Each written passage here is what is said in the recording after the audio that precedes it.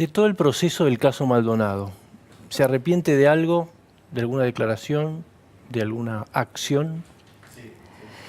La verdad que creo que fue uno de los grandes casos de haber podido desenmascarar un aparato que en la Argentina venía construyendo relatos permanentes. Eso lo puso usted en Twitter, ¿no? Sí, a ver, el relato de los hijos de Noble, que llegó a que los insultaban, decían...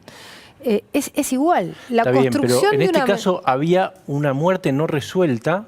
Había una muerte no resuelta, pero no había una desaparición, digamos, querer llevar a la gendarmería una desaparición forzada, a una figura de la dictadura, a los inventos. Todos los días eran como un capítulo nuevo, ¿no? ¿Vieron las series? Las series todos los días tienen como un ingrediente nuevo. Una persona con binoculares, la Procubín que se metía con testimonios falsos, el CELS que se metía a mentir todos los días, el invento de los binoculares, el invento de las camionetas, el invento de la sangre, el invento del otro diciendo que los teléfonos estaban sonando y que escuchaba voces de caverna. Si nosotros hubiéramos dejado que esa mentira siguiese, se convertía en una verdad. Era una mentira verdadera. Entonces, creo que la construcción de una estrategia nuestra que fue defensiva, porque el 90% de las opiniones eran contrarias a lo que nosotros decíamos. No así en la sociedad, que había mucho apoyo. Fue un ejercicio de deconstrucción, de destrucción de un relato mentiroso que se hubiera convertido en verdad si nosotros hubiéramos sido cobardes. El caso, la posibilidad de que hubiera sido el puestero, no sé si se acuerda esa teoría de que hubiera sido asesinado por un puestero, ¿no? Sí. En otra estancia. Eso no fue, que muchos periodistas lo comentamos, está en la causa. ¿No fue un relato eso también?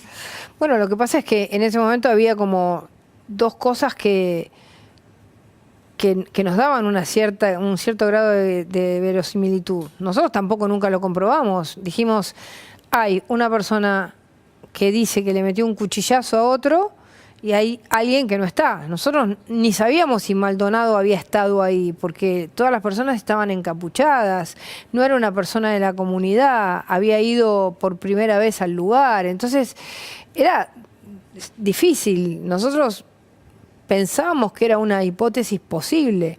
Ahora, ni bien se descartó, no la seguimos, no dijimos, no, miren, mienten, hagan otro ADN, no, la descartamos.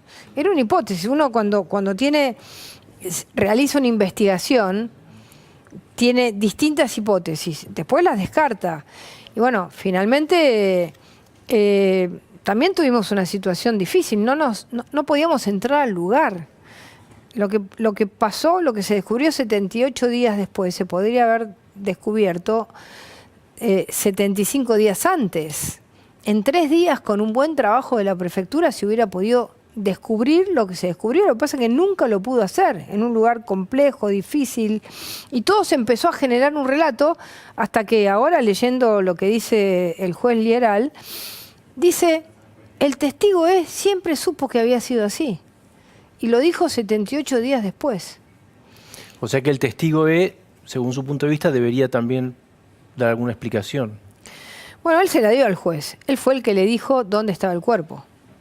Eso lo explica, es decir, es muy interesante la sentencia, o la absolución en este caso, pero los fundamentos. Primero porque explica todo lo técnico, y después hace una apelación moral y ética muy importante, el juez Geral, que dice, alrededor de todo esto, que fue una simple verdad, muy simple, que la persona Maldonado corrió en un lugar difícil, no sabía nadar, y se ahogó casi inmediatamente con el peso de toda la ropa que tenía, en un agua helada. Una cosa tan simple como esa, se generó una manipulación casi que el juez dice casi imposible de creer que podía haber tantos elementos de manipulación. Y creo que haber roto la manipulación para nuestro gobierno fue un elemento importantísimo desde lo que nosotros llamamos la batalla cultural que tiene que dar la Argentina para que la verdad sea más fuerte que el relato, ¿no? ¿Y puede haber alguna denuncia por falso testimonio en ese tema? Hay muchas. Hay. Hay varias, sí. Hay varias causas que ahora, cerrada esta causa, seguirán. A nosotros nos parece importante que aquel que miente adrede, que le miente a un juez, que le miente al país, digamos, tengan consecuencias jurídicas. Y otros deberían tener conductas éticas. Los maestros que salieron a insultar a los hijos de los gendarmes, a decirles asesinos, esos tendrían que tener una conducta ética. Quizás no se puede ser maestro e insultar a un chico por ser hijo de un gendarme, al que acusaban falsamente de asesino. ¿Por qué cree que hoy, aún hoy, hay gente que sigue dudando? Leía por ahí que hablaban de un cuerpo plantado. Porque hay gente que hubiera querido que las cosas sean de otra manera, que le cabía en su relato esa tapa de página 12 del primer desaparecido de Macri, ¿no? Le cabía esa idea de que en nuestro gobierno, más que democracia, había dictadura y que éramos capaces de hacer desaparecer, como en la dictadura, una persona, cortarla en pedacitos, como describían en varios artículos, o como decía Vera, que decía, bueno, denle cristiana sepultura.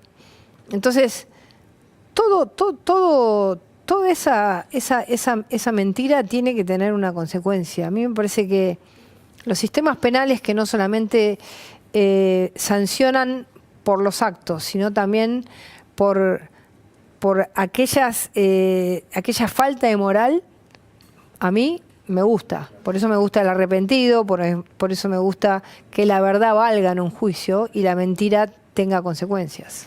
La llevo unos momentos antes de la muerte de Maldonado, porque también otra postura puede ser, Maldonado estaba corriendo, por ahí negociando de otro modo, se los podría haber sacado, ¿no? Sí, también Maldonado podría haberse dado cuenta que si no podía correr el río, se hubiera quedado ahí, lo hubieran detenido y no hubiera pasado nada. La decisión de cruzar ese río, la decisión de los vaquianos del lugar de cruzar el río era una decisión lógica, porque volvían a su territorio, conocían ese río. Quizás Maldonado no sabía que ese río era tan peligroso. A mí a los 2 o 3 días la prefectura me dijo, es uno de los ríos más difíciles que hemos conocido. Y mire que están acostumbrados. Me dice, es terrible, está lleno de raíces, de árboles que nacen en el medio. Quizás Maldonado fue un lugar que no conocía y fue lamentable que haya terminado así. La verdad que es triste que esto pase. Pero la familia dice que hubo presión sobre el juez. No sé si ustedes tuvieron contacto. Bueno, eso lo respondió el juez, ¿no? El juez dice que es una mentira y además yo no he conocido juez más hermético que Geral. No, absolutamente. No ha tenido contacto, ha tenido contacto con la familia, con nosotros nunca. ¿Y ustedes con la familia tampoco? Bueno, la familia desde el primer día fue muy violenta con nosotros. Nosotros nos acercamos los primeros días a darles el apoyo y nos gritaban desaparición forzada, asesinos a los miembros del Ministerio de Seguridad que fueron a tratar de hablar. En ningún momento el hermano de Maldonado abrió la posibilidad de pensar que queríamos ayudar y que queríamos conocer la verdad. Y fue muy violenta la situación que vivieron nuestros funcionarios cuando él les gritaba sin darle la más mínima posibilidad de que nosotros como Estado argentino pudiésemos buscar, ayudar y develar qué había pasado, porque éramos los primeros interesados en saber qué había pasado, ¿no? ¿Usted cree que los mapuches sabían esto o solamente el testigo es? Digamos, estamos hablando de gente que sabía absolutamente todo lo que había pasado. ¿Cuál es su sospecha?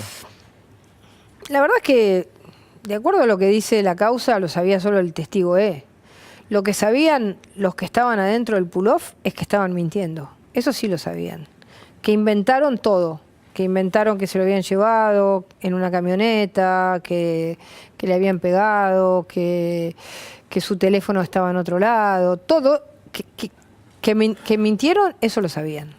¿Y eso usted cree que fue orquestado, todo armado, o se fueron dando situaciones de gente que lo fue aprovechando? No, absolutamente. Orquestado. Totalmente. Porque ¿Por quién? Bueno, por estos organismos de derechos humanos que trabajan en conjunto, el CELS, la Asamblea de Derechos Humanos de Córdoba, que se presentó a los 2 días o a los 3 días en organismos internacionales, por este grupo del pull-off que estaba de mapuches y no mapuches que estaban ahí. Fue totalmente orquestado porque lo primero que dijeron fue desaparición forzada y lo vimos salir en una camioneta y era todo mentira. Entonces, a ver, uno puede decir, no sabemos dónde está. Bueno, no sabemos dónde está, vamos todos a buscar. Ahora, desaparición forzada y quedarse ahí, eso es una orquestación que, como en muchas oportunidades cosas así similares habían pasado y se habían convertido en verdad, entonces creyeron que esta vez podían hacer lo mismo, que no se iban a encontrar con un gobierno que era capaz de pararse frente a esa mentira y decir no la vamos a aceptar. ¿En ese momento se sintió respaldada por quién en el gobierno? Porque había gente que pedía su renuncia desde dentro del gobierno. Bueno, el presidente de la Nación me dijo, convencete de la verdad, convencete, y cuando estés convencida, defende esa verdad. Y así fue. Así fue.